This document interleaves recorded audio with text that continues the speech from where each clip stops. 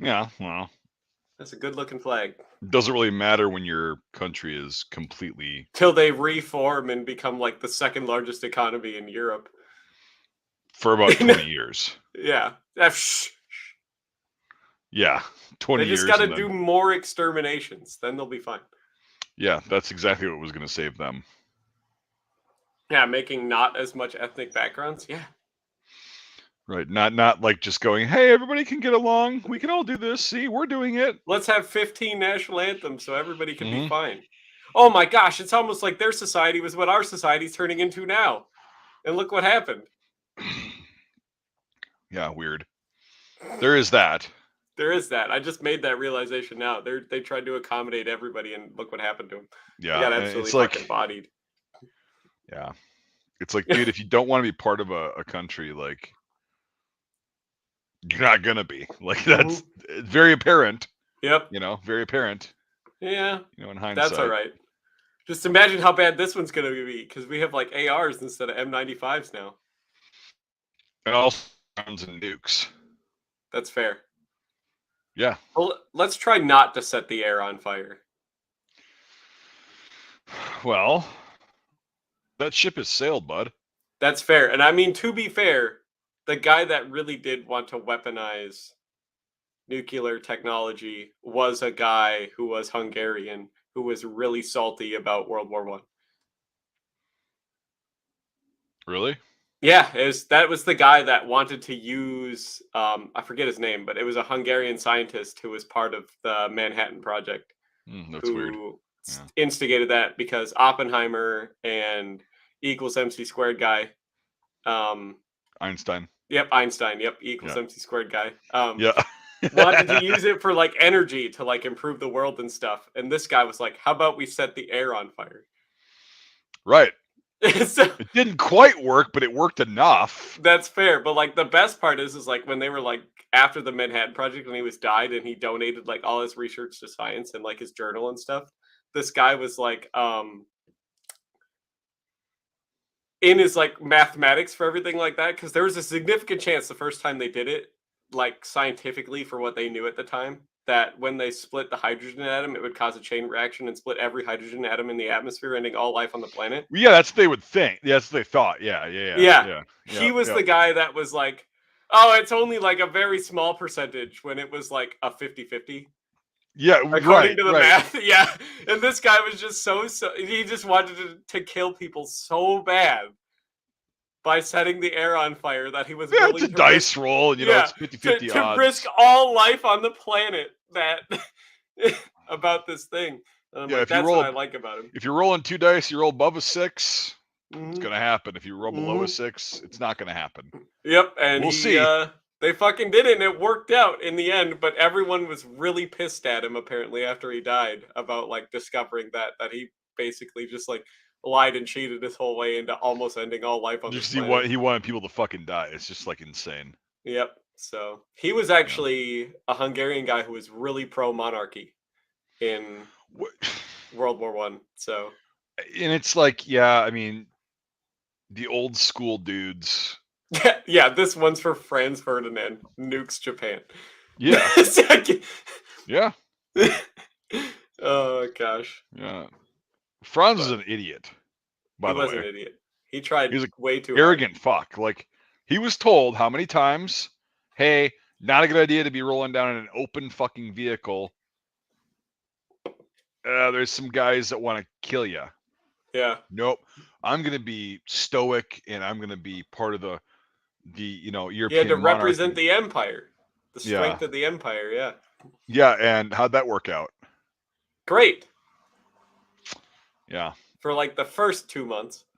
gets killed by a 32 ACP pistol, an I FML mean, to be 1900. fair, it's killed more world leaders than any other pistol round.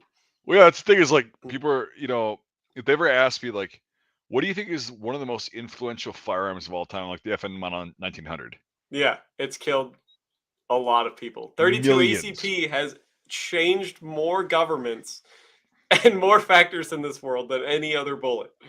So, Yeah, yeah. it's absolutely yeah. 32 is very underrated. I hate when people tell me that they're like, "Wow, why would you have a 32 ACP?" I'm like, I don't know. 9mm didn't kill Hitler. So, Right? so, you know, but yeah, Well, also needed to pneumonia, but like, if you want to go that that's route, fair. like he also Yeah, took, cyanide, so yeah, or so the story goes. that's fair. Well, supposedly that skull the Russians have that they did DNA tests that they found out was his didn't have a lot of cyanide burns. So Yeah. So it's like who knows? And yeah, they did DNA tests. Yeah, I trust the Russians a lot. well, no, it was actually done by an international bureau of people in Switzerland. So Okay. Well, yeah, and what did they it what matched DNA all did they the have to bridge compare it work. It to? matched the DNA. But what So what DNA did they have to compare it to though? That's my question.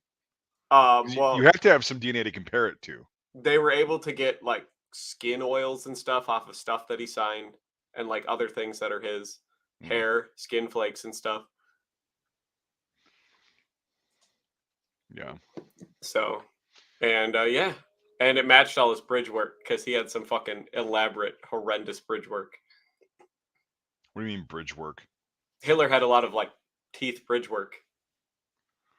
Oh, tooth work. Yeah. Yeah.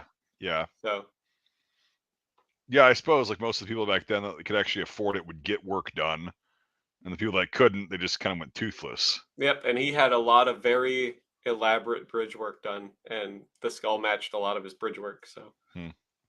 yep. Yeah, I mean, I'm sure he died in Berlin. Like these people are like, oh, he went to Argentina, or whatever. It's like, yeah, the likelihood of that is very fucking nil, Very slim.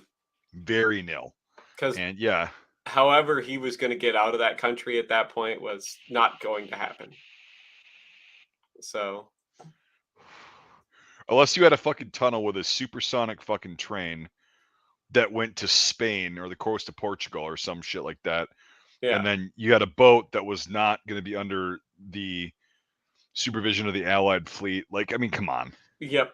You're not flying out of there. You're not No, walking out of there. you He was too toast. recognizable, and yeah. Yeah, I just wonder how like, Himmler and Goering. I wonder why they didn't off themselves. Well, Himmler, yeah, he kind of got caught in the act, I Yeah. guess. So it wasn't really okay. So I can see that, but like Goering, He killed he's the himself second in in command of the trial, yeah. fucking Third Reich. Yeah. How the fuck or why didn't he commit suicide I mean, he did, but at the time that he was caught though? Like, he probably wanted to see how it was going to go. If he could convince his way out of it, oh yeah, you know. But probably like he was an if you arrogant have the fuck. option and Yeah, you he know was an they didn't arrogant find fuck. it, like why not roll the dice and see if it's going to happen and then do it when you know you're 100% Well, he was also absolutely on fine. so many fucking opioids. Like he probably thought there was a chance, like you just said. Yeah. Oh, I can talk my way out of this. Like he was like out of his fucking mind, and then oh, bam, opioid withdrawal in the Yep. fucking Nuremberg prison. Yep. And Yeah, then that's when he was like, okay, we're just going to be done then. yeah. Because He why lost would like you what? do it He if you lost an have immense the amount of option? weight. He That's lost a true. ton of weight because he wasn't on opioids anymore. He was a big boy, yeah. Too. Well, He was a very big here's boy. the thing is like so. Let me see. Herman Goering height. Why can't I just get a straight up answer? I'm pretty sure he was like a normal height dude. He was like But 5'6", 5'7". he was. Let's see. I have to Google for this one, unfortunately.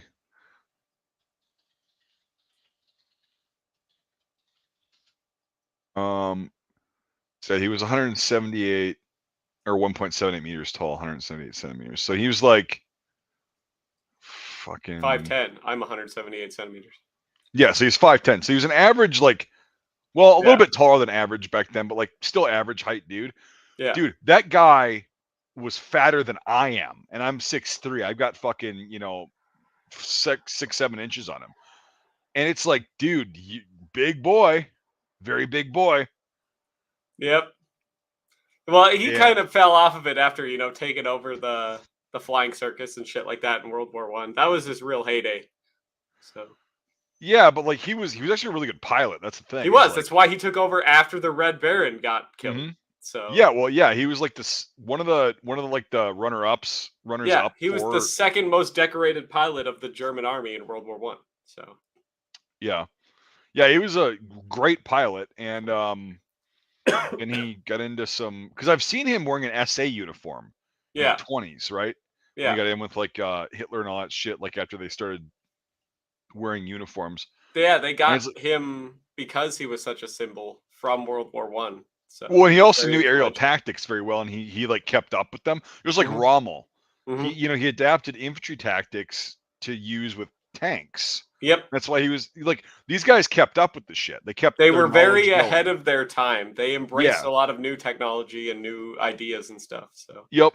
And it's like, yeah, that's why they were, appointed to these positions and promoted and shit like that. It's because they were not incompetent at all. Like no. that's a fallacy. Like the Third Reich, unfortunately, was very competent, Mhm. But yeah, it's just You like, gotta be. And those are the people too. They were the people that even after they achieved a lot of their fame and their like high rank and stuff, they still did shit themselves. yeah, So yeah, because like Rommel would go out and like actually observe a huge battle. yeah, and he would scout in the night himself as like a lieutenant. Oh, in World War I, yes. Yeah, Well, yeah. and Well, like he he yeah did he a ton of shit himself because he didn't trust anyone else to do it. right, and that's why he was very successful in the First World War, and like the Second World War, he would still do that. He wouldn't go out and scout shit, but like he would actually like personally observe and Yeah, witness battles and be like, "Oh, that's not going well. Okay, we we'll have to move this adapt over this. here. Yep, write Hmm. this down." And blah blah. And it's like that's pretty impressive for a. Hmm. I think Rommel was one of the best military leaders of the 20th century Yep. from any And he military did that a oriented. lot. You know why he decided to do a lot of stuff himself? And he talked about it like in his memoirs and shit like Uh huh. that. He did it himself because then nobody else had like maps and battle plans and things like that if they got captured. He Yeah. he knew it all. That was the thing. Right, but it's So also like you're what we found out later is with that chain of command breaks down, and then he's the guy that knows, but nobody else knows what to do after things go wrong. yep, he He focused does. hard on communication though, and that's why it worked. Well, he was also one of the first. Well, he was the first guy in North Africa because he was in charge of the Yeah. Africa Corps to go. Oh, we're fucked. We gotta Yeah. like And we he gotta bail straight up now, told people that too. and And they they're didn't like, we listen. can't. Yeah. Yep, they didn't listen, and it's like, well, he goes, no, we need to get out now while we have all of our supplies. Our fuel line's about to be cut. We got to Yep. get the fuck out now. And they're like, nope, you're a Get to southern defeatist. Italy and then really set up a line. Right. Yep. And he's like, yeah, everyone's like, that's defeatist talk. But the reason he didn't get killed and stuff for it too is he's one of the few officers in World War II that actually stayed with the military after World War One, survived all the cuts and the downsizing. Yep. Yep. He was respected enough to where he stayed and he ran a lot of the schools that trained a lot of the people in the interwar years that would go on to train everybody in World War II. Yep. So yeah. Yeah, So it was a hell of a dude, and in my personal opinion, I don't think he was actually a Nazi. I no, think he wasn't. he joined the party just to keep face, but like I don't think like if you read about him and like kind of the way he was just a really good army officer. He didn't like a lot of the ideals and he The openly said political that. shit, yeah. Yeah. It's like, okay, I'm an army officer. I'm not a fucking politician. I don't Yep. want to get involved with that shit. But hey, I have to Yep. fucking, go Play through the this game. because play the game. And that's I think his loyalty was questioned later on, and that's I think one of the reasons why he had to die Yeah. Yep. is because they realized that oh he's not politically affiliated with us. He has Yep. no He's loyalty one of to the us. guys that is loyal to Germany, and if Germany loses, he'll Correct. step down. So Yep. and that Yeah. was that was the big problem. So Yeah, and it's fucking insane. Like very macro level shit and very macro level analysis, but true. like it's still like yeah, I actually because like Yodel, I think he was a believer to an extent. Yeah, but he was also very in it for himself. Right, and he was a good army officer, right? Yeah. And but I think he might have been a believer to an extent, but I don't know. It's hard to say. Yeah. Guderian, one, I think he was a great army officer, but he was also into himself. That's the problem that Hmm. you see with a lot of these like really higher up Prima German, donnas. Yeah. right? And it's like, everybody bitches about how Patton was into himself. Yeah, he was for sure, A lot of absolutely. generals were. But Patton produced results, and Patton was a fucking wild card. Yep. Guderian, Yodel, fucking, we can get into a bunch of the German officers, but like they were very into themselves and like how their image looked, and that's a very German thing, Yep. right? When you get up to that point, it's like you have to have your image perfect, or there's gonna be problems. You don't get anywhere in the party if you don't have everyone else to help you. Right. So for whatever reason, so Yeah, it's crazy, but yeah. But you know what? Rommel did kill a lot of Italians. well, yeah, well, He did. That's why he sure. got a medal for it, the highest medal. And he talked about it in North Africa with all of the Italians. They're like, Right. "Oh, where'd you get your medal?" And he's like, "I killed a Right. lot of Italians."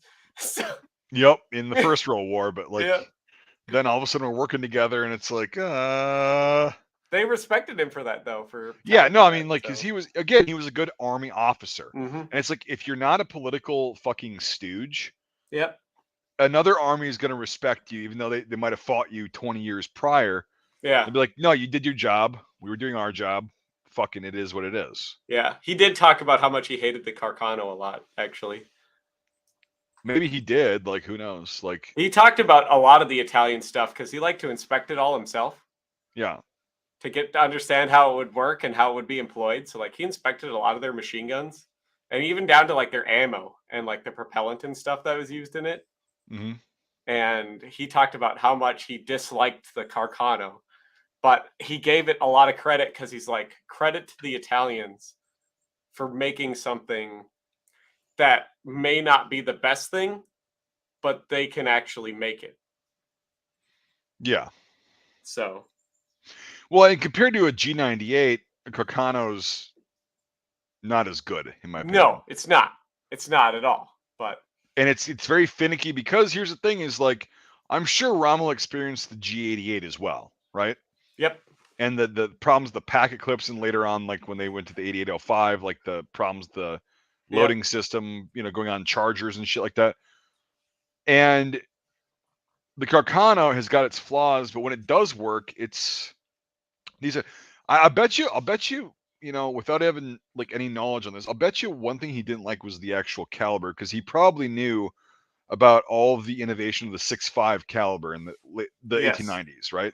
And yep, how it was this fucking revolutionary thing, and it was actually, it was. but it's like in a combat setting when you need to hit somebody hard, the 6.5 It's at too small. distance, yeah, at distance, because like Hmm.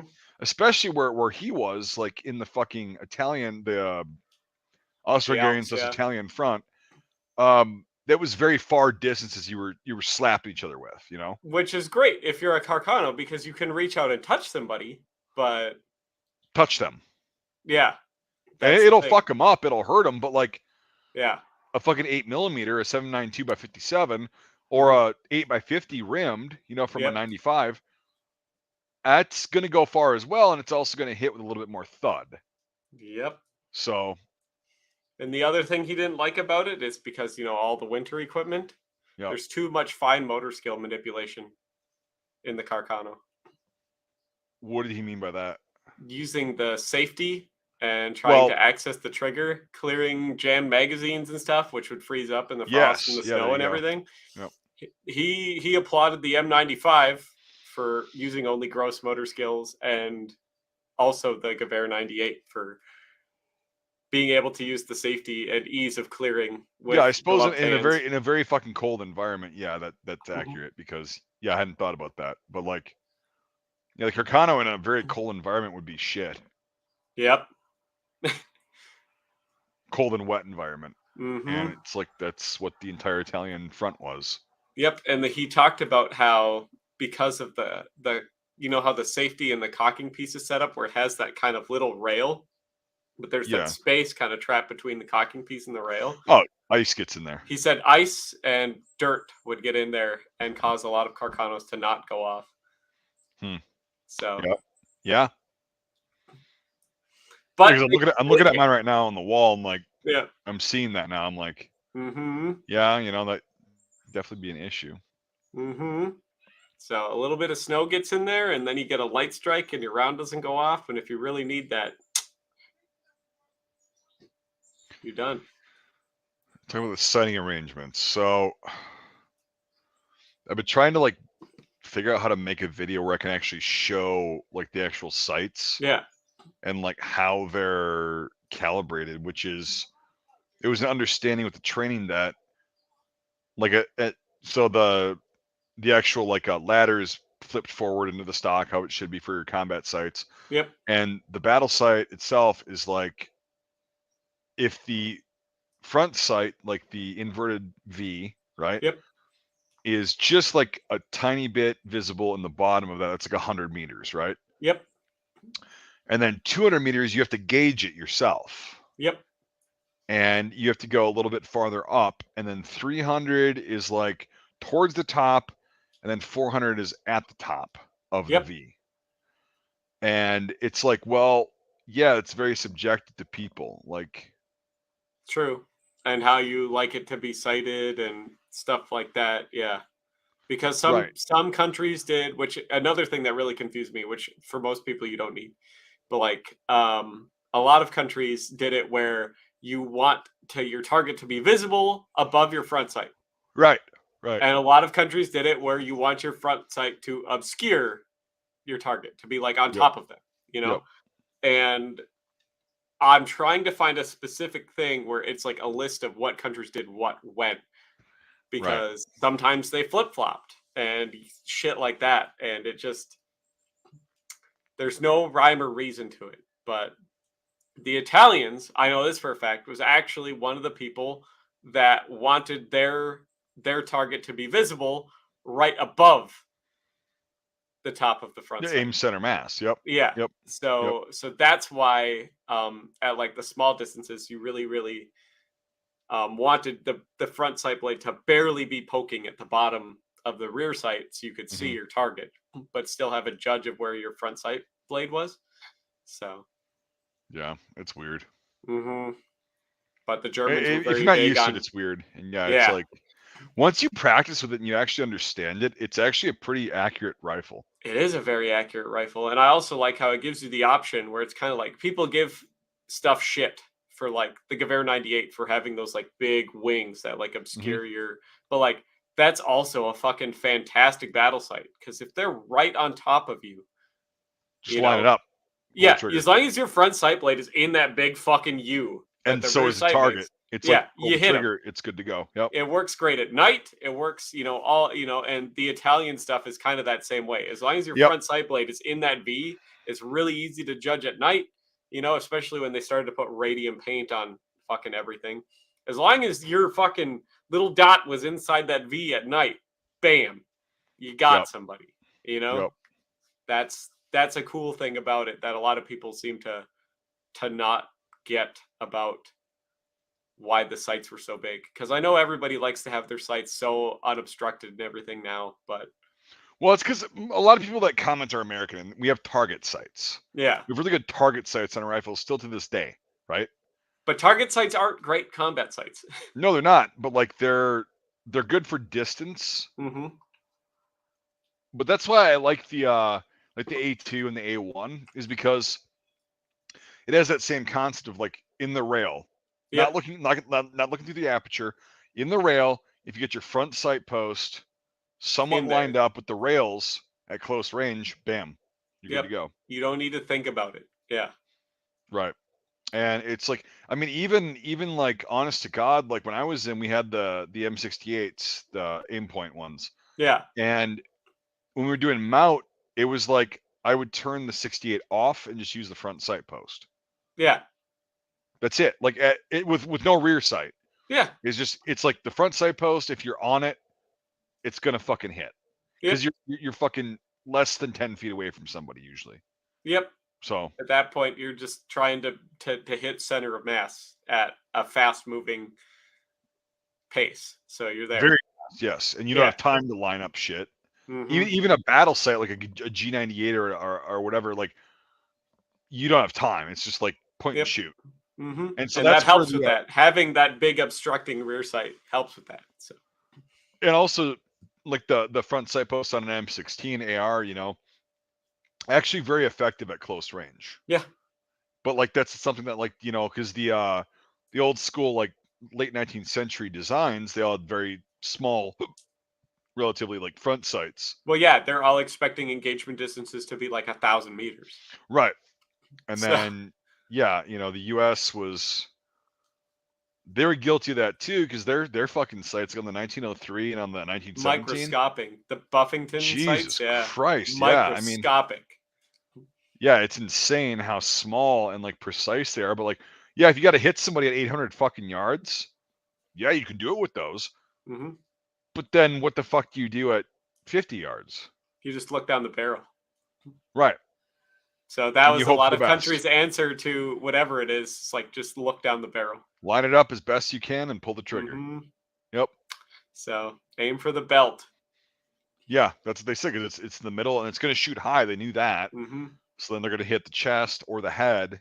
Yep, Bam. because nobody wore their belt like we do nowadays, really low. You would wear your belt around like your belly button area Your back in actual that day. waist. Your Yeah. actual waist. So Yes. that's the thing that a lot of people seem to not understand as well too. You're not shooting people in the dick like you would nowadays. Like if you have No, you your shoot them in belt. the upper gut and the Yeah. chest. Yeah. Which is smart. So and a belt buckle is oftentimes shiny, so it's easy to see. They found out that's why they stopped using the brass two-piece shit. The Germans, at Hmm. least. The Austro-Hungarians, they still use brass until fucking 17. They went to steel. Well, a lot of it too is like most of the lower enlisted people and even the NCOs, they didn't even have like a belt buckle. They went to roller buckles in like 1910. It was just a normal roller belt buckle with Well, punches. for what country? Austria-Hungary, that would be the standard. You could still find the older M88 style with the big belt buckle, a lot like Well, Germany had that's the what I've big seen brass in plate. most pictures up until about 17 is I've Yeah, seen the well, because they had an assload of them, but like 1910 they adopted just your standard roller buckle belt thing. yeah, but most pictures I've seen during the war, like until 17, are the big brass belt Yeah, the buckles. M88 style. Yeah. Yeah, and so they might have had them, but yeah. Because they realized it was cheaper and easier to make just the roller buckle. So, but a little too late because it took Austria-Hungary so long to roll everything out too. That's the thing. So it was probably adopted in 1910, but it probably took them 6 fucking years to actually start really cranking the shit out because they're just so fucking slow about doing everything. They were 'Cause terrible at they were death by committee. So Yes. That's the issue. committees are Sounds great familiar. though. They get stuff done. Oh, really? Yeah, eventually. It just takes Yeah. forever. Good shit. Yeah, it's fucking insane. But yeah, the Austro-Hungarians, like, dude, that was like the country that can't and never will, like from the Yeah. inception. They had an okay economy for a while because they're like their idea of, oh, we got two big countries, and a bunch of little ones working together, winning together. Yep. You don't. Until something goes wrong or you accidentally offend somebody Yep. or you accidentally give somebody rights and not other people. Oh, we've got like 12 different religions in our empire. Yeah. That's not going to be a problem. No, it's not. Right. Then we got to do the national anthem in every single language and So fucking stupid. say all of them every time there's a formal thing. So everyone's there for an hour and a half doing all the national anthems and Yeah, fun stuff. Very fun. gotta have it. Very, very productive stuff. Yeah. How are you supposed to, keep everybody, together and stuff if you don't actually do that? I don't know. Don't become an empire against everybody's fucking will. But Franz Joseph, he held it all together. I know. I know. I don't have one of those. I've got a Carl. Yeah. 'Cause I'm late very for it. early. I'm very early. I'm very late war. I don't have Yes. collar insignia even, because that would have been Yeah. fairly common back towards the end of Most the of the war. guys didn't even have fucking Waffenfarbe, like collar Yeah, it was tabs. just, yep. It's just fucking gray. Mm-hmm. The fall down collar. It's like, Mm-hmm. yeah, Yep, it's so keeping it fucking bad. easy. They And did you'd keep also, the beautiful scallop pockets, though. yeah, beautiful. But like, you also would have had a fucking helmet on. True. Well, it's right there. I just got to put a liner in it and repaint it. So. Yeah, the paint job does not look good. I'm not going to tell anybody where it is, but I'm looking at a size 66 shell. It's just a shell that's been completely sandblasted, Yeah. and I bid on it. And if I win that fucker, that's gonna be my reenacting helmet. There you go. Yeah, that one I just gotta finish stripping the paint, because it's one of those things where, because it was heat stamped, it's got like the ridges that are kind of around it, so it's Oh got yeah, like valleys and stuff in it that I gotta get some like the fucking Citrashine shit and throw it in a bag. Actually get all the paint off of it, then repaint it in the nice Asanzo brown, and then throw a liner in it. We're set to go. yeah. I'm still trying to find the nice Asanza brown. Um, I have it written down, but like the Cerakote Okay, makes a nice. They have like 800 different browns, and there's a of couple of them course, that are yeah. really close. So, and then you just paint that up, you throw it in the oven at like 350 degrees for half an hour, and Yep, yeah. It's because the original one that I had, the unmolested one, most of the paint's gone off of that, but I'm also not going to use that for fucking living history. no, don't use that for an original. That's You why know, I'm really it's like, glad I got yeah, this one. It's a finished one, so it had the holes popped in it, but I filled the holes, and yeah, so yeah. It's good shit. And then I have that size 68 fucking one, and I'm like, well, that thing's a bucket. I don't really think I want to use that, even though it would look better, because most of the Austrians like looked like Shit. they're Yeah. wearing a fucking bucket on their fucking head. So Fair. You could just wear your hat underneath your helmet, yeah, no, like for warmth, because you got the nice convertible fold down. Throw your helmet on. right, It's yeah, good. Keeps you from freezing to death until the avalanche gets you. the avalanche. Yeah, no, it's fucking cool. You got the late war, the 16, and I've got the fucking 10 on, Mm-hmm. because yeah, it looks Gotta so love it. much more elegant. And then It does. The yours is like, the 1908 Pike Gray uniform was really pretty. yeah, and they If got the only they Alpine did the troop shit. fancy piping like the Germans did, like on their 1910 uniform. Oh yeah, like but they were like, oh, we don't need that because we're gonna put all of our shit up here. Yeah, we're We gonna gotta have look our fucking fancy. gaudy jewelry around Yeah, our neck. our gaudy It's- jewelry. That's exactly what it is. so- It literally is. Like that's yeah. exactly. It's like, oh, Yep. all of our fucking. Because again, like for you guys that don't know, this Guess might guess look what like rank Mike is. Yeah. yeah. Get any one of you fuckers that are watching. Guess what rank this is, and all this insignia. So check this out. You can see it. Just guess what rank that is, and guess what it means. You'll be very underwhelmed when you find out. I'll be right back. I gotta take a piss. All right. Hmm. Ah. All right, you guys, you got just me.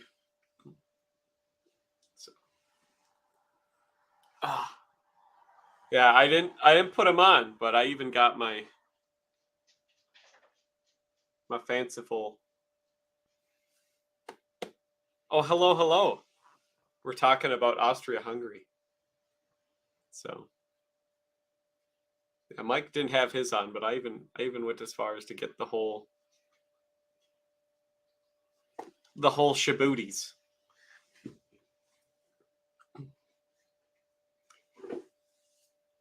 Nope, not a lieutenant. Todd B actually got it right. He's the first one. He got it right. All that gaudy stuff that Mike has on is just a corporal, just a lowly corporal. It's not a fancy rank by any means. It's like, it looks like it would be like a major or something from like every other army with all the collar shit he's got on. But nope, it's just a corporal. Got to have all the gaudy jewelry if you're Austro-Hungarian. Until you get really late in the war, like my 1917 impression here, where you're lucky to have facets on your collar. So Just how it be.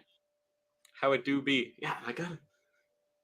Maybe after I finish moving into my house, I gotta finish that helmet. So I can have my helmet. Because this one is. My cord's probably not long enough.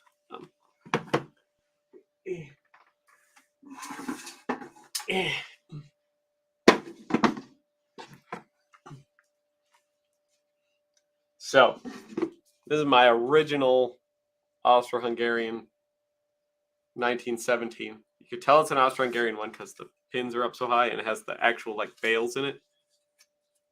And then they stamped their serial number on the top, on the outside, rather than on the top, on the inside.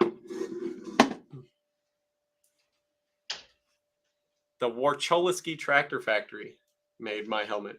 So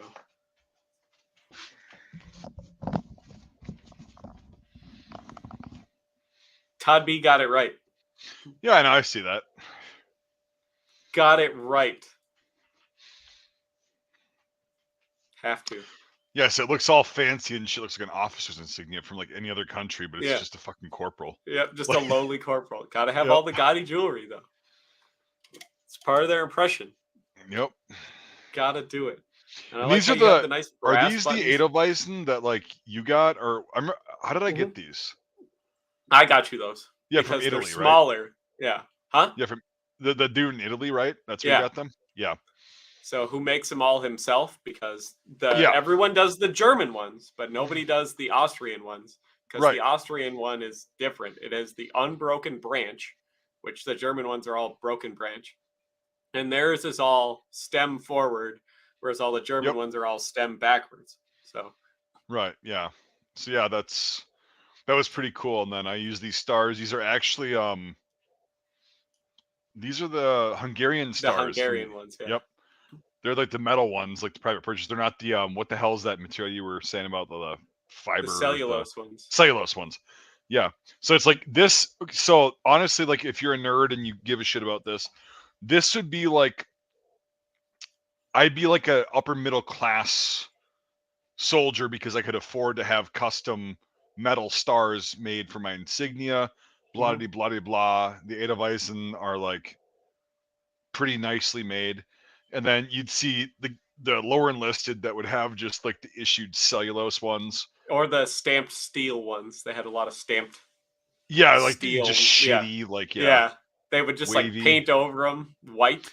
And that's the thing is like Devin was going for more like, because we're like eventually we're gonna actually get all of our shit together. Like I've got the pouches, the belt. I need to get a couple more things. I need to get the canteen. That's the thing. I got the canteen stuff. I just need the leather work. I have everything except I've even got the mess kit. I just got to do the leather work. Didn't I tell you that I have a source for that? Yeah. Well, I know you sent me it. I just got to like do it.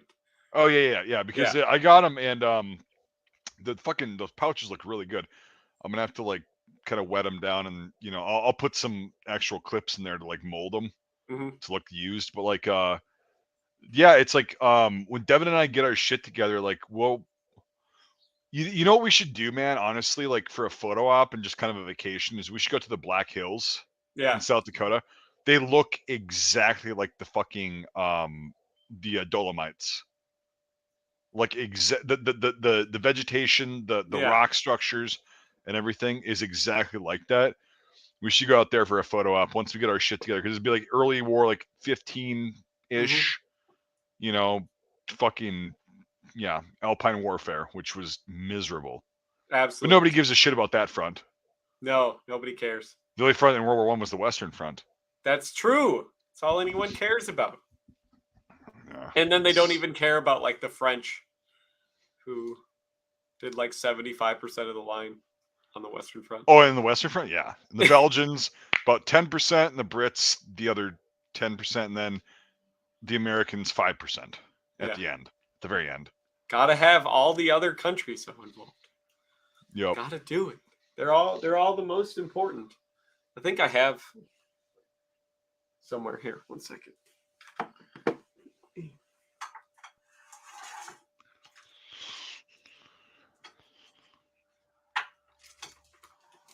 Yeah, I got some originals. Original what?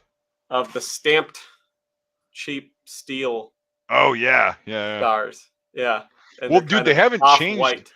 They haven't changed at all. Like the design, like the Hungarians still use these fucking things, and Yeah, the these don't Austrians have also do. they're not Edelweiss flowers, though, they're just stars. No, I know, but like I'm Yeah, saying, the Hungarian they military and the stuck it out, Austrian yeah. military, they still use these. Mhm. Like the design has not changed at all. You gots to. Yep. Tradition.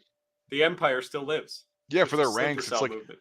yeah. If you look at the Bundesheer and the fucking Hungarian military, they're identical. Like the ranks and shit, like the stars. Mhm. So It's cool. I'm glad they went to that after they dropped communism, Hungary. well, did they not use that during the Cold War? Nope. They went to regular 5-pointed stars. Ah, Yep. The Soviet whole thing. yeah. Then they brought them back. So, got to bring them back. Yeah, I mean, if it's your heritage, like, who gives a shit? Like, everybody does bad shit. Like, that's why I kind of wish the U.S. would go back to like the giant fucking inverse stripes, and Yeah. they went to the flip stripes because it's like, well, yeah, I mean, most countries didn't have that at that point. You know, in World War One, they had all Mhm. the inverse like stripes, and they still use it. But like, it'd be cool, like the big fuckers too, like because The ones you that are know, like halfway around your arm. Yeah. yeah. Well, that's the thing is the U.S. Like, if you look at the UK and everything, like or Britain at that point, they had like the big ranks, but like the US was so much bigger. Yeah. They still do it at West Point, like they still have that tradition, but like it'd be fucking hilarious if guys would still have the giant stripes. Yeah. That way you couldn't confuse anybody Right. because they're big. But hey, maybe they will eventually. Because I mean, at least the army's changing their dress uniform to like the pinks and greens. Which here's the thing, I don't think that it should ever gone away. Like I think that was Yeah, a I good agree. uniform. But like they wanted to be more traditional. They wanted to make it look like the Civil War, but with all this fancy modern Well, shit. you also forgot my uniform, the pickle greens, The pickle greens, yeah. which was not bad either. True. Not bad either. Like my pickle greens, dude, they're out in the garage, but like I actually like those, and you got the unit patches on them, and Yep. it's fucking cool. Like, all right, it's the army, it's green, sure, I get Yeah. it. But it's like, dude, in World War II, like the brown and pink, well, the pinks were officers' Yeah. trousers. But if you're gonna do that and standardize it for everyone, dude, it's a good looking uniform with True. the integrated waist belt, Yep. you know, and all that shit. Well, Like, they yeah, couldn't do the green on the green because then you'd end up looking like the Marine Corps dress uniform, which is like the yeah, green. the Class A's, yeah, Yeah.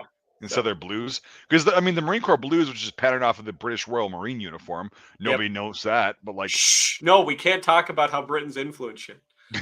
right? But We no, can't do it. I do respect like the Marine Corps dress blues. Besides some little details, very small details, Yeah. they haven't really changed much in like 250 years. Fair. I just don't like how it looks like a 5-year-old dress themselves. As What far do as you like mean? color coordination. Well, then talk to your British buddies about that, That's fair. because they're the ones that came up with that shit. That's true, but that was also like based off the naval uniform from back in the day.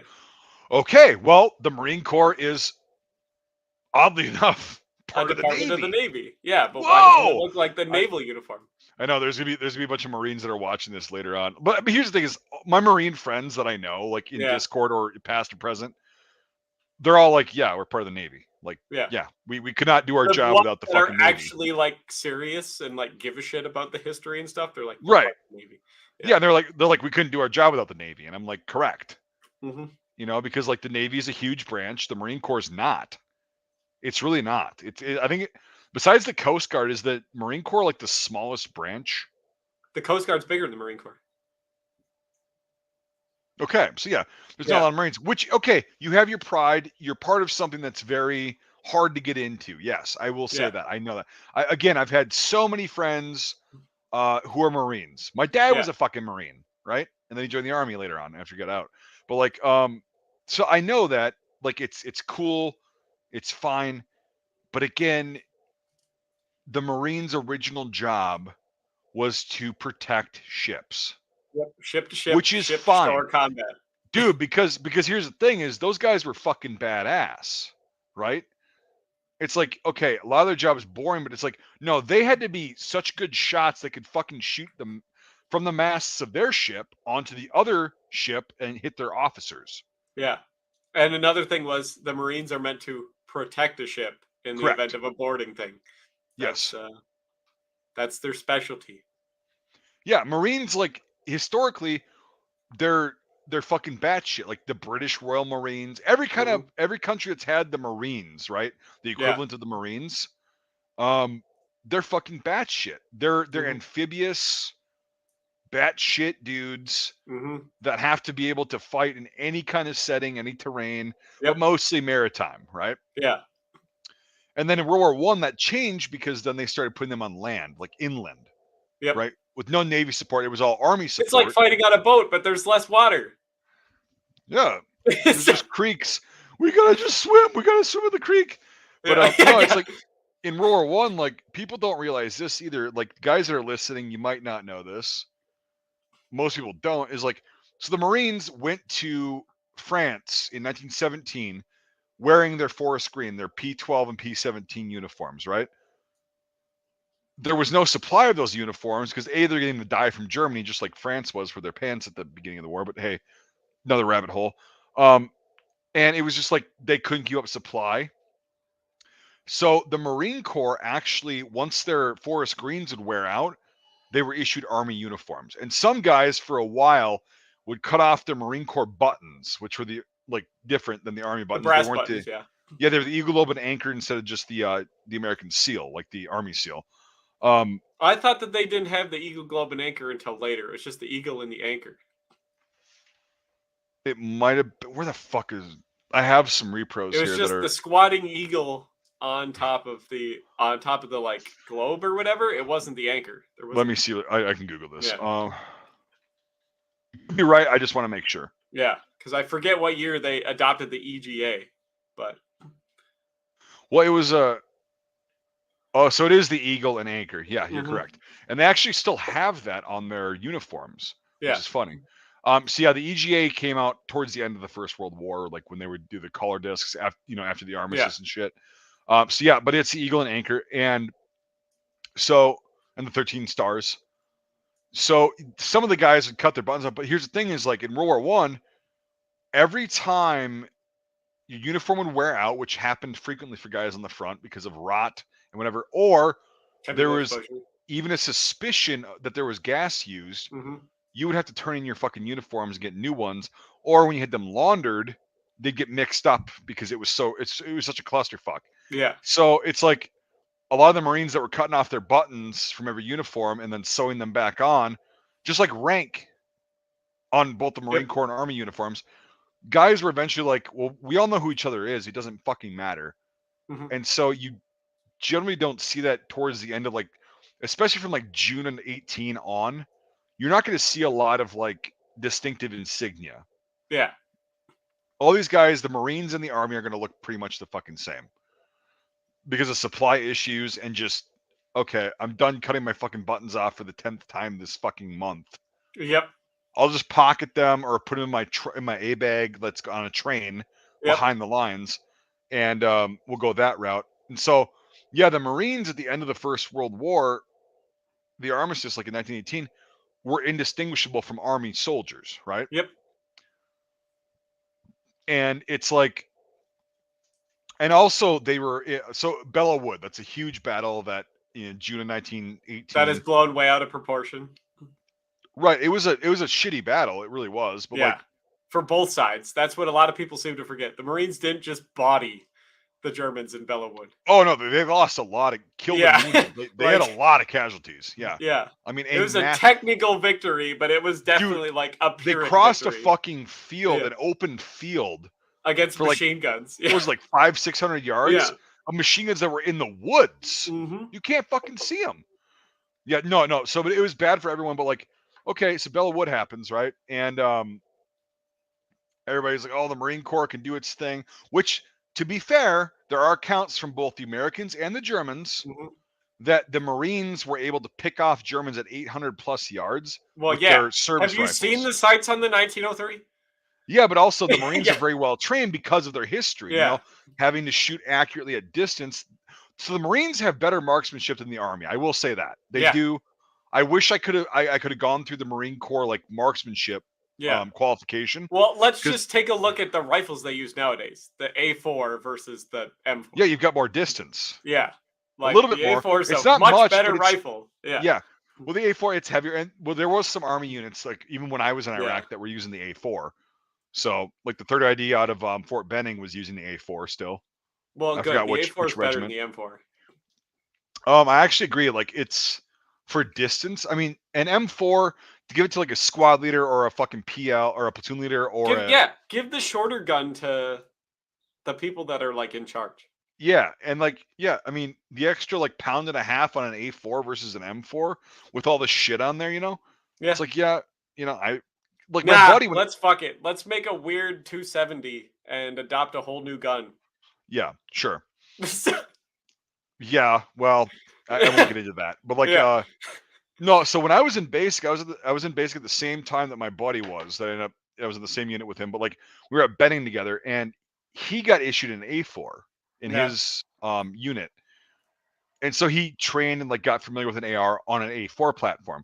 So when we got to our unit, I had an M4 in basic, and so he's like, I don't like the M4. I don't have the like. It's just it doesn't feel. The same. Yeah. It doesn't feel the same. Like he. I mean, he's not that great of a shot anyway, but like he blamed his barely making marksman on having an M4, but he's like, no, it just doesn't handle the same. Like he goes, I like to have the ability to reach out and like kind of like the Chris Costa shit He came likes on to have later. his hand way up by the muzzle. Yeah. Right, and this is like 2008 before all that shit, you know, came out and like everybody was trying to be a fucking hardcore dude. But no, he actually preferred like to even when he shoots. So he's the one that like when we came back, he bought a Swedish M96 and a Yeah. bunch of other shit, a Mosin 9130. He would always have his hand way He's out like fucking way here. out past the like finger grooves. Yeah. Yeah, and but he, you know, he could hit shit, and I'm like, Yeah. okay, Whatever works. Yeah. and I'm like, yeah, with an M4 you can't do that. He's like, he's like, I don't like it. It's too like short. No, what you do is you just grab the gas block and burn the piss out of yourself. You grab what? You just either I froze or you froze. You just grab the gas block and burn the piss out of yourself. Well, I can't touch it on live stream, but like, Yeah. no, I usually hold because I was trained on the M4, right? Yeah. I usually hold the mag well like Yeah. this. But well, on an A4, I don't like to do that because it's like you got a lot more weight in front. Yeah. And it's not a bad thing. It's just like I have to I hold just like like this my hand or in the middle of the grip in the front, but like on the box grader, that kind of sucks. right. But that's why like the A4 is nice that I have. It's like it's got the Knight's Armament fucking vertical foregrip. So if you so Yeah. choose, I actually hold that grip like I hold it like a one of those diagonal Like ones. the angular grips, yeah. But I don't like those because they're too angular, and I Yeah. can't get pressure. I can't get enough backward pressure on them. I get it. I've tried them, and it's like I can do to an extent. It's just so I use the Knight's Armament vertical grip, and I go like this diagonally, but I can pull back very hard and keep it very fucking tight. You've seen me do it. Yeah, I've When seen we you were do up it. at yeah, you've seen me do it, and like I can stand up and hit you at 200 yards consistently, like an 18-inch gong. Yeah. You've seen me do it, and then I told you how to do it, and you're like, yeah, and you did the same thing. So it works, and it's just like, yeah, with an M4, because like again, the M4s that we use in the military are 14.5-inch. They're SBRs, right? Which is fucking retarded, but like whatever. But yeah, they're SBRs, so they're very short, very small, which is okay for with mount. I'd rather have an M4 than an A4, to be honest with you. I mean, honestly, yeah. I can see But that. no, for like being a light infantryman, like most of the time you're going to be fighting outside, most of the time. And yeah, I'd rather And be at able a to great distance. Like that's the thing people are realizing nowadays. right, and Engagement even at like distances are over 300 meters. and at 500 meters, like which is what the Marine Corps qualifies at, right? You Yeah, have to qualify at 500 meters or yards, rather. I'm sorry, it's yards, or is it meters? it is meters. They still use meters. The whole United States in the military uses meters now. now, maybe because like when I was in, like they said 300 yards. But like, here's the other thing: a meter in a yard is. Yeah, but when you start getting out to like 3 and 5, it makes a difference. I mean, you're still hitting a man-sized target. Sure, but like, yeah, it's not Yeah. consistent, but like, yeah. Anyway, so 500 yards, we'll say, because I'm pretty sure the Marine Corps uses yards. If you were a Marine or you're in the Marines right now, like comment in the chat, like, do you guys, when did you go through boot Come camp, on, and metric then system, let's go. yeah, when did you go through boot camp, and like what did you guys use at 500? So, but anyway, yeah, it's I wish I could have gone through the Marine Corps like rifle qual with an A4 or Yeah. an A2, whatever, or even at fucking A1. I don't give a shit. Like just something to like challenge myself because, dude, honest to God, like when I shot in basic, we shot with iron sights. By the way, we qualified with iron sights. We didn't use our Yeah. 68. We Fuck all couldn't. these people qualifying nowadays with ACOGs. You guys can eat Right, shit. right, or So, 68s even. Like even the guys yeah. that had the 68 or the red Like, dots. seriously, like, you guys can eat shit. You guys that have optics nowadays. Go fuck yourself. Like, you know how easy it would be to qualify if we had fucking optics and people still aren't managing to Dude, do no, it? it would. I went to qualified with optics because Oh, God, no, it would have been so much easier. dude, I grew up on Oh, irons. I grew up on irons with that. And so when I got down and when I was at Benning in '08, like the first time we actually shot our brand new FN M4s from Columbia, South Carolina, yep, beautiful carbines, right? We had to flip up the backup iron sights. And they're like, yeah, you guys are going to qualify with iron sights. We go to the zero range. I had that fucker 0 to 9 rounds from the yep, factory. And I'm like, oh, we can do this. And it was so easy to me. It's like 300 yards shooting at a fucking pop up target that's a reactionary target. yep. And it's like, I knew like how to arc it, the sight picture and everything because I had grown up with iron sights just like that, Mm-hmm.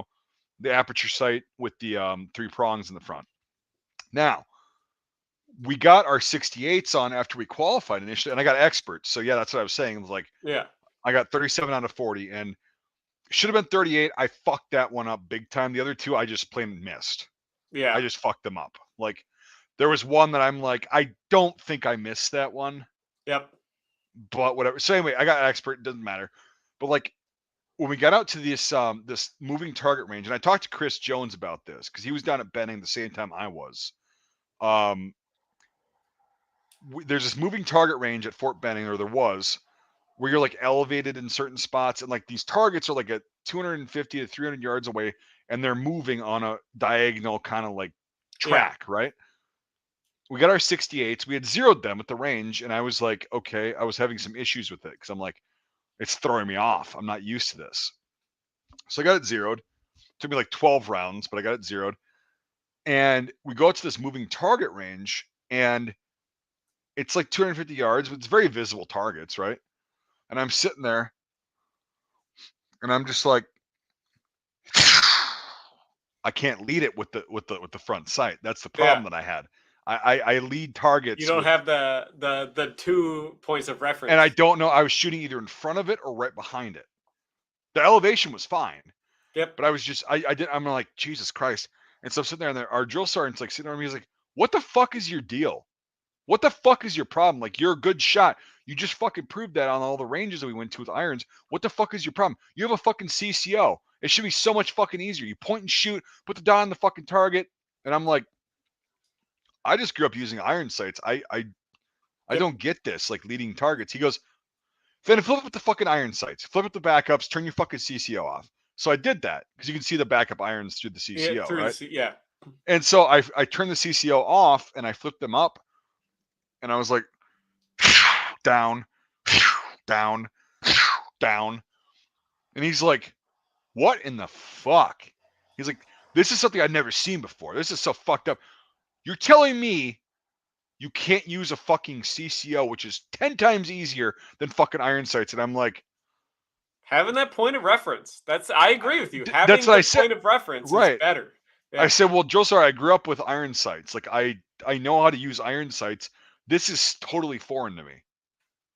I'm like, this is like very weird. And he's like, I was like, I just need more trigger time with it. And he goes, well, fuck, you'll get trigger time with it, which we did. Yeah. He's like, all right, you're fucking good. Get off the fucking range.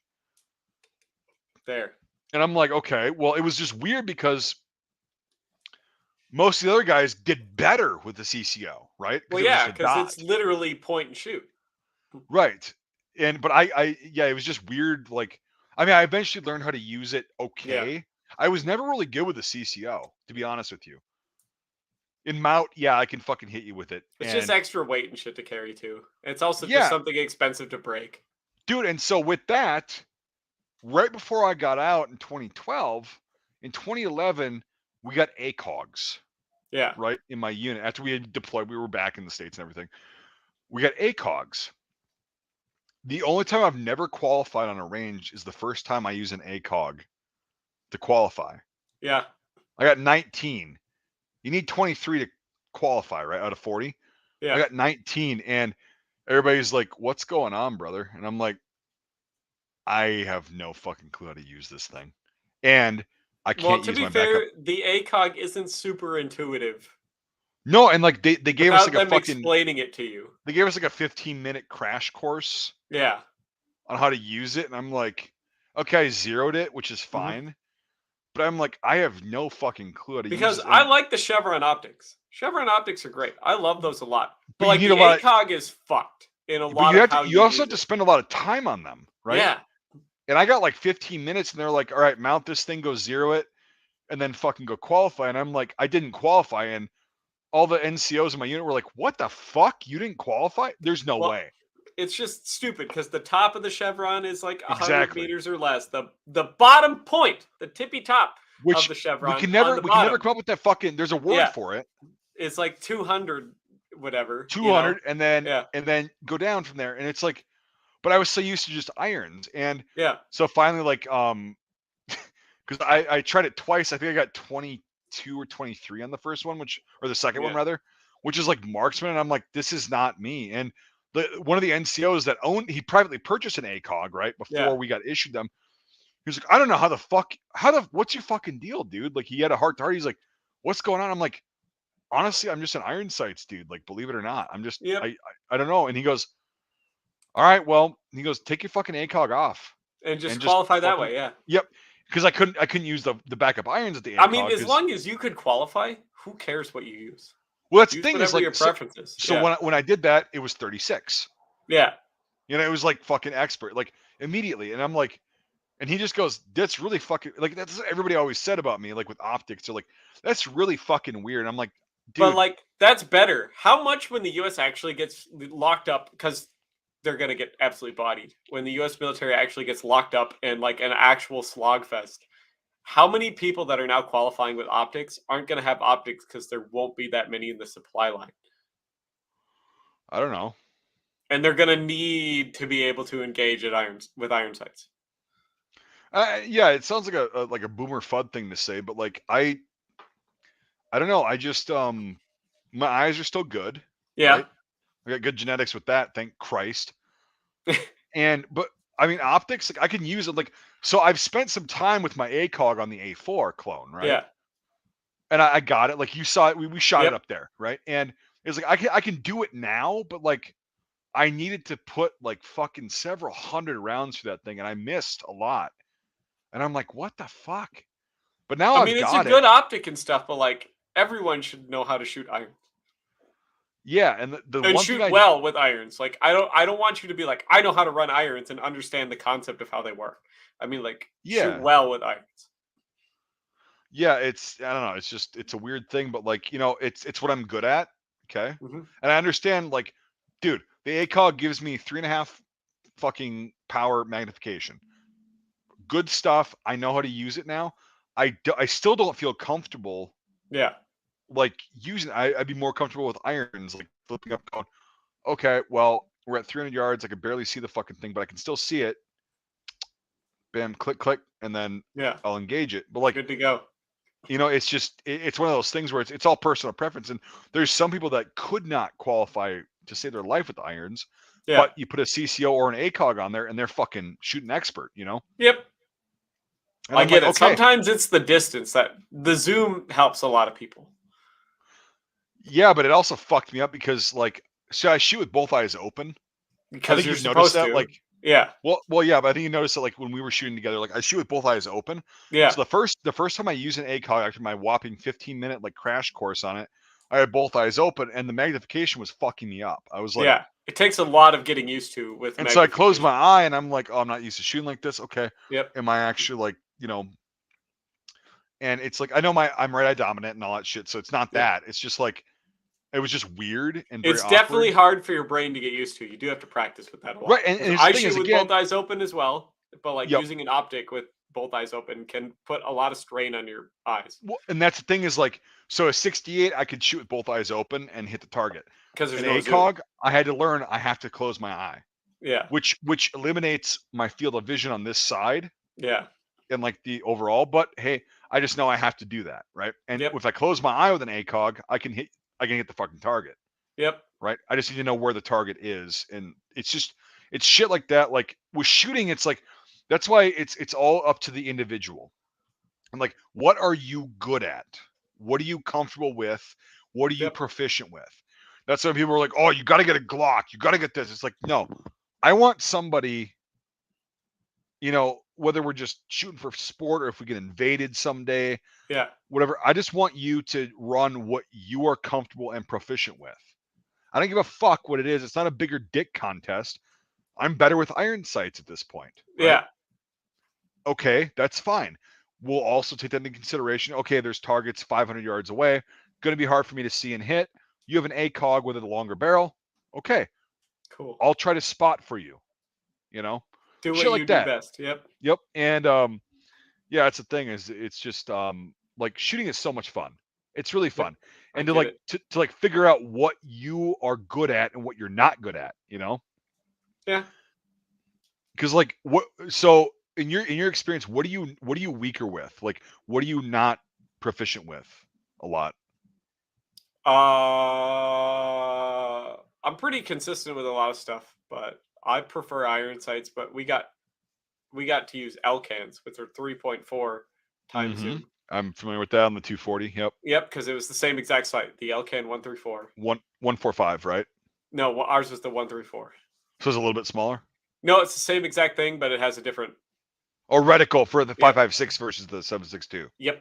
Yeah, So okay. Yeah, my bad. Yep. and that's what we used, and they were okay, but I always preferred iron sights. So you weren't But you weren't the best with the Elcan?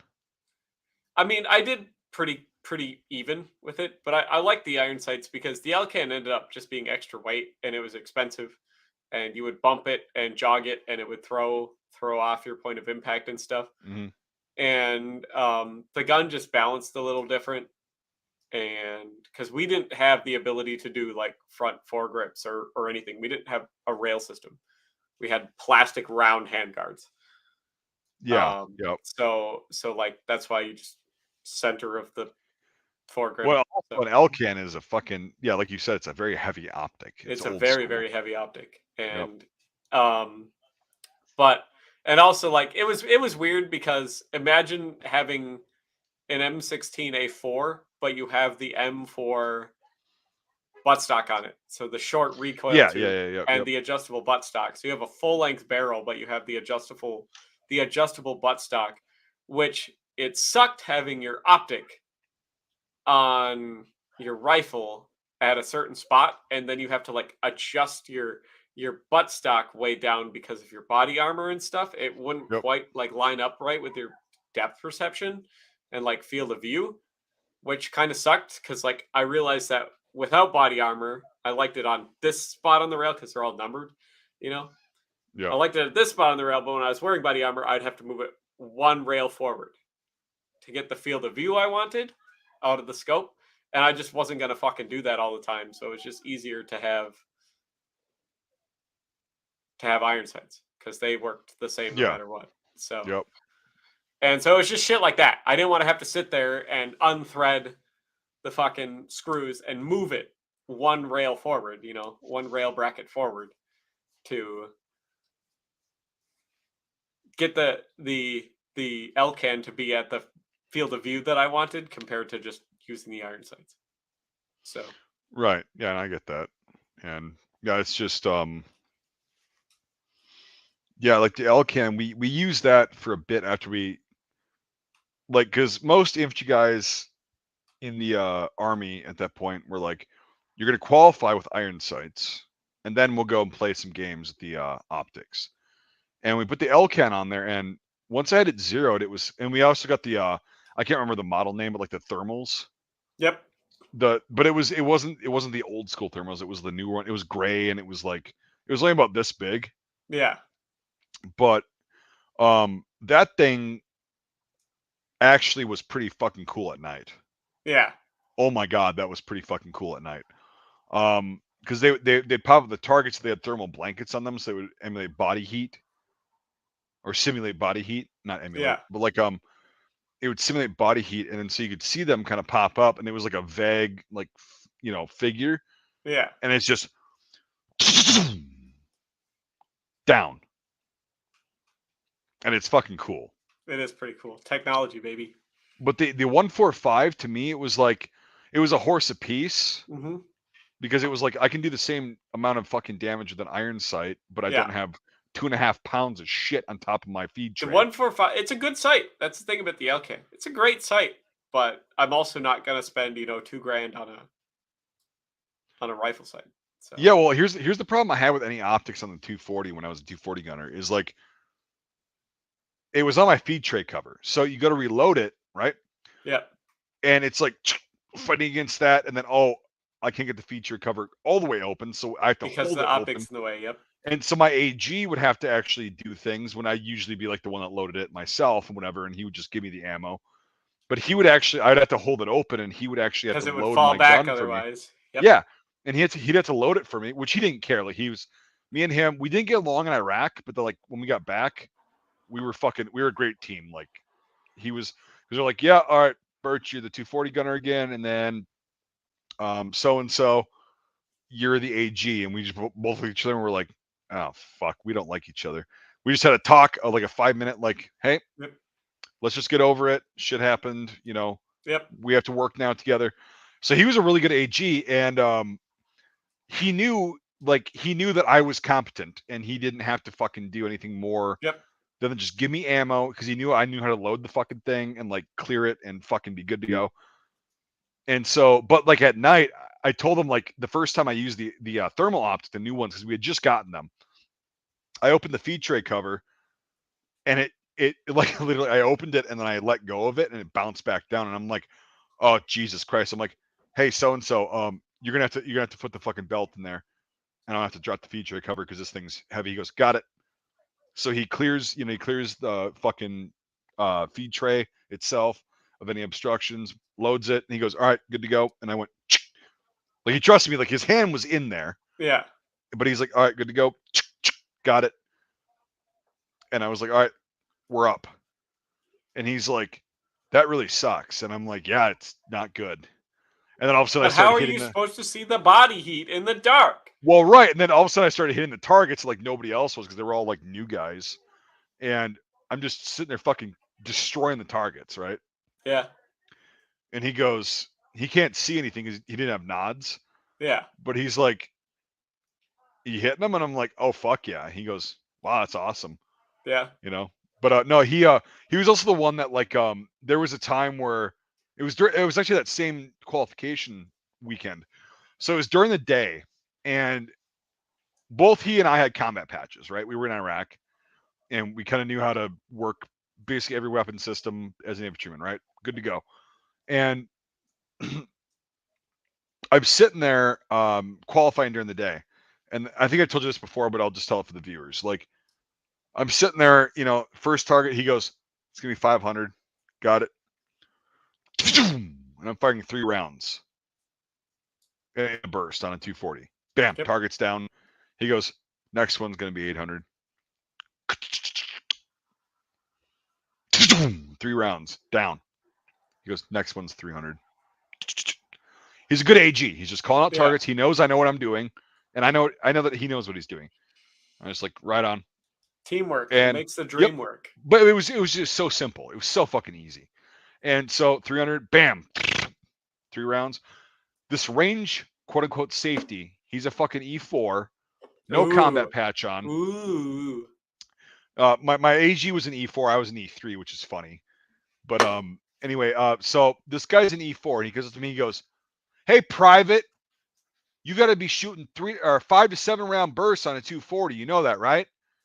I looked at him. I was like, "Okay, whatever."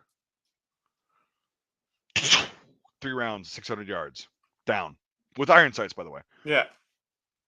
And he looks at me, and my AG's he's starting to get pissed. Not at me, but he's starting to get irritated. I can tell. He's just like, all of a sudden, next one, he goes, 700 yards. I'm like, okay, adjust the sights. 3 rounds. Nailed it. He goes, "Hey, private, you got to fire 5 to 7 round bursts with a 240. Didn't they teach you that in basic?" As long as you hit the target, who cares? Well, so all of a sudden my AG fucking just goes ape shit. Explodes, yeah. While we're qualifying, he tells, he's yelling, and then he goes, next one, 300. And then he's just screaming, "Hey, fuck face. Hey, let me see your right fucking shoulder. Yeah, dude, this guy fucking knows how to fucking be a 240 gunner better than you could ever fucking imagine. What the fuck are you doing? We're telling him how to fucking do his job. If he hits the fucking target in 3 fucking rounds, 800 fucking meters, what the fuck are you to tell him how to shoot the fucking 240? And he's just like screaming, and this kid like, he told me this because he goes, "How the fuck are you teaching him how to?" He goes, "Next target, 300 meters." And I'm like, I wasn't even paying attention, like him blowing up at him. I hit the target in 3 rounds. And he goes, "Yeah, so fucking sit down and fucking watch how it's done." What else do you need, though? Come on. Right, but like my AG, he got so pissed at this guy. But Well, he also got pissed because he called me private. And like my AG knew that like I should have been Well, E4 maybe like if you him. weren't a private. Well, right, exactly. But he knew the whole story. He knew the whole Yeah. like, that I've explained to you many times. But like Yeah. he's just like, he got so fucking mad, and this kid was just like, "Okay." He backed off, and all of a sudden, like, then I started really being a dick after he fucking told him off, and I was just like, he goes, 400 yards with A the single 240. shot. Yeah. Targets down, and this kid's just like, "Ooh," and I'm like, dude, I know what the fuck I'm doing, man. Mm-hmm. Like, Jesus Christ. I get it. Like, and it was so fucking dumb. My AG, he got so fucking mad. I was kind of like laughing, but I was still focused. I was just like, "You pissed so and so off. Not good." So and so, yeah. Yeah, but yeah, So, it's just fucking great. Now, a while ago, Yeah, what's your opinion on the 6.8 by 51? I don't have one.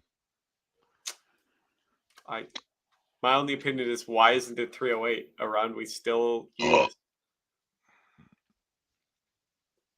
So I like the rifle. I don't like the round.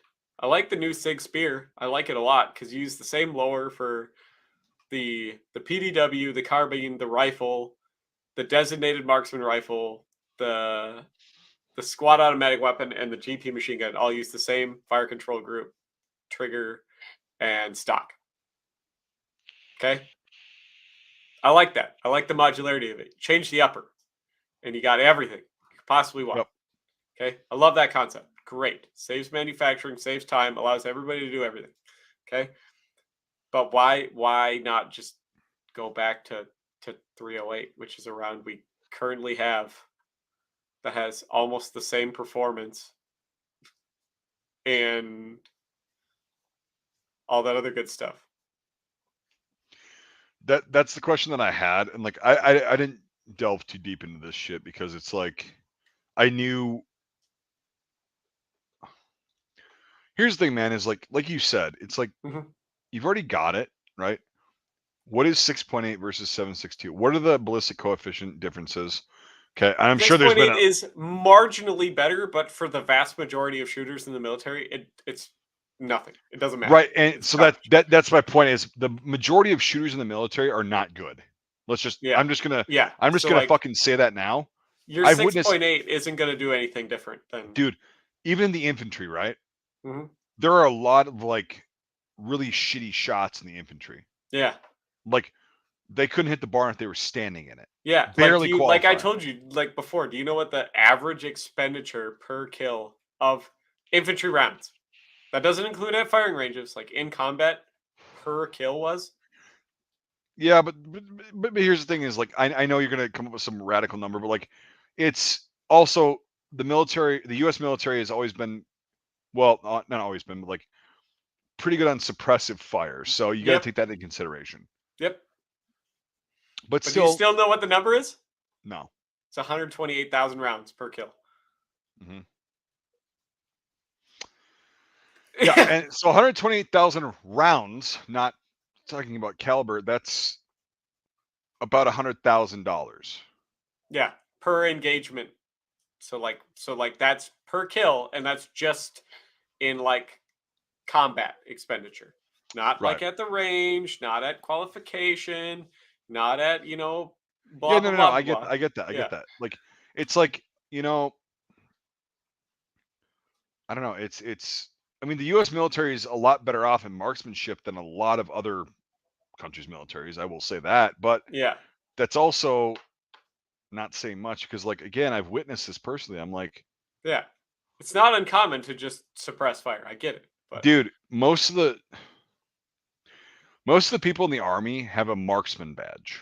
yeah. Okay, which That's hitting means you 23. 23 out of 40. Yep. Okay, it's not good.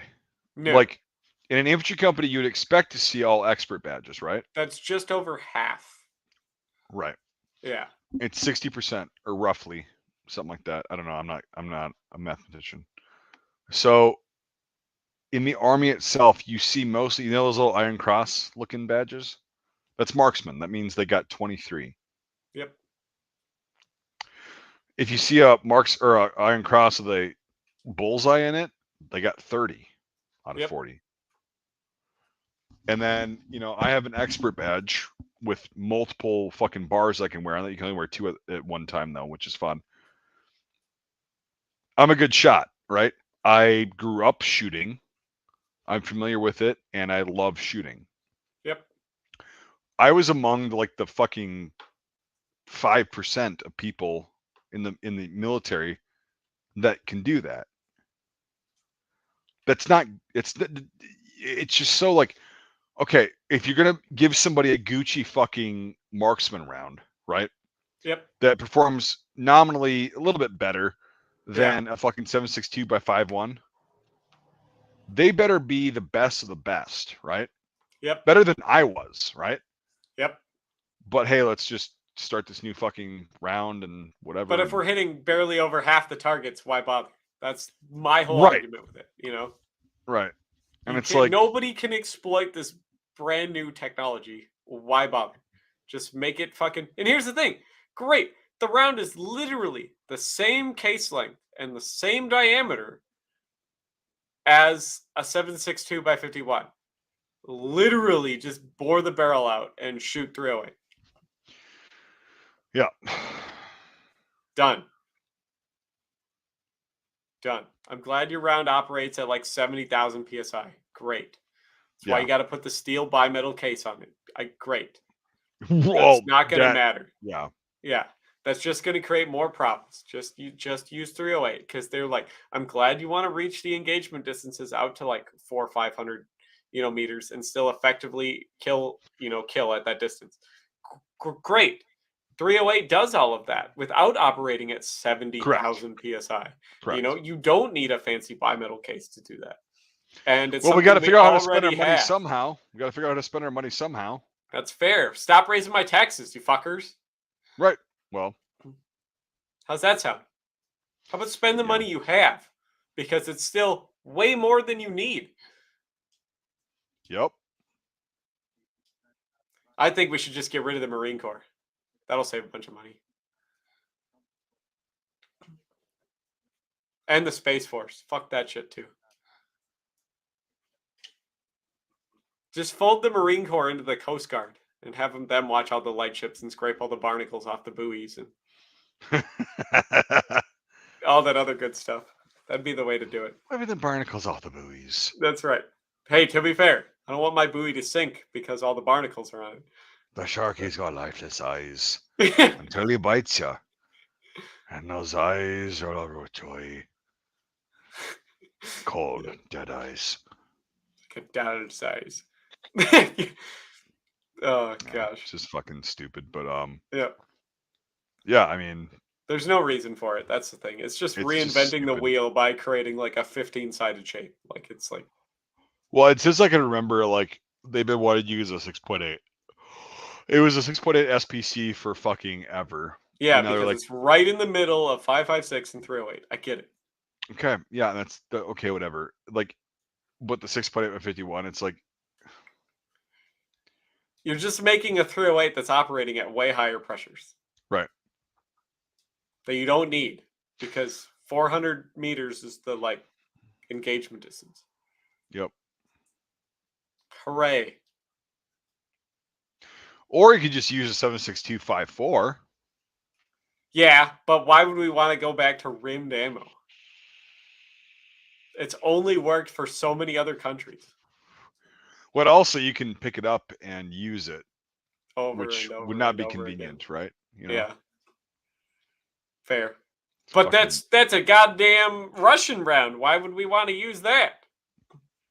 some goddamn commies. Well, actually, it was made in Way the before Russian the commies. Empire. Yeah. Yeah, So, I mean, there's a reason it's still used today by a yeah, lot of countries. yeah. Or we could just be like China. They got that weird 5.8 whatever for everything they have, and they seem to like that. So The Chinese? yeah, all Yeah. of their pistol, their submachine gun, their GP machine gun, everything up to even their like sniper rifle uses a 5.8 millimeter. Cool.